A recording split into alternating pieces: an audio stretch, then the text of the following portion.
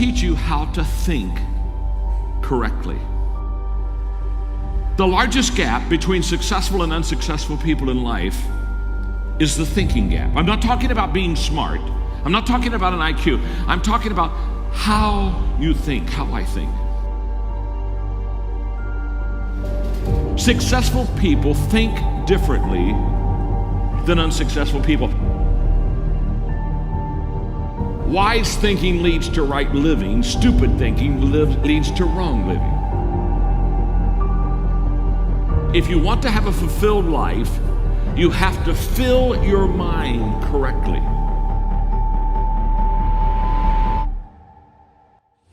Right now, you need to focus on today. And what I realized so many leaders don't understand is that truly today matters.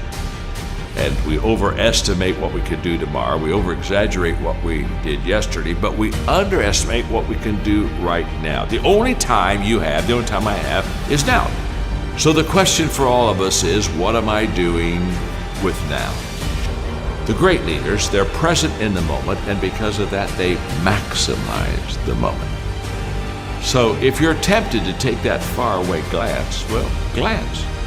But get right back to the present moment. Because today, you're preparing to make tomorrow a success.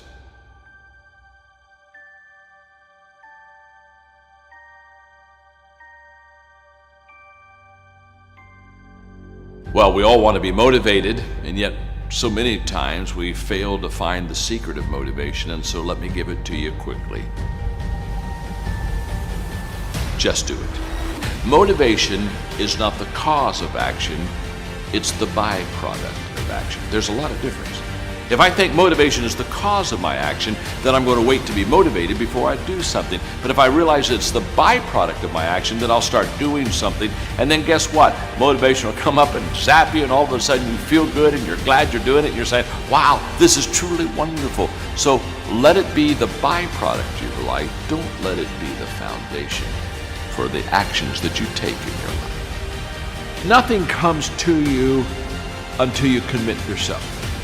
Nothing comes to you if you're just going to try, but you're not committed. Nothing comes to you if you're just thinking about it. It's not until you take the action step. It's not until you take the direction do the things start to flow through you. But I'm saying don't cheat yourself out of the possibility of the potential that's on the other side of commitment. Stay with it long enough to find out if there's any fruit in it. You can do goal setting with a pencil, but you have to do goal getting with your legs. You got to take action. And it's the action that separates us. The greatest gap in this world is the gap between knowing and doing. Knowing is goal setting. Doing, now that's goal achieving. People that are knowledgeable about habits say that it takes 30 days for a habit to become a habit. Now, habits can be good and habits can be bad.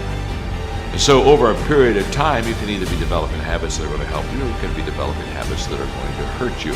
People that grow develop habits that help them. The great value of a good habit is you don't have to think about it. That's why it's a habit. In other words, once you begin to, over days and times and periods, begin to practice something that is good, after a while, it becomes automatic to you. It becomes who you are. In fact, I always tell people, practice a good habit long enough to make it yours. And once it's yours, now it's automatic. Every day, you'll do what you should do. Often I have the expression that everything worthwhile is uphill. That's a fact. You've never heard someone talk about accidental achievements. You've never heard someone that got to the top of the mountain and somebody asked them, how did you get there? Kind of look confused and say, I have no idea.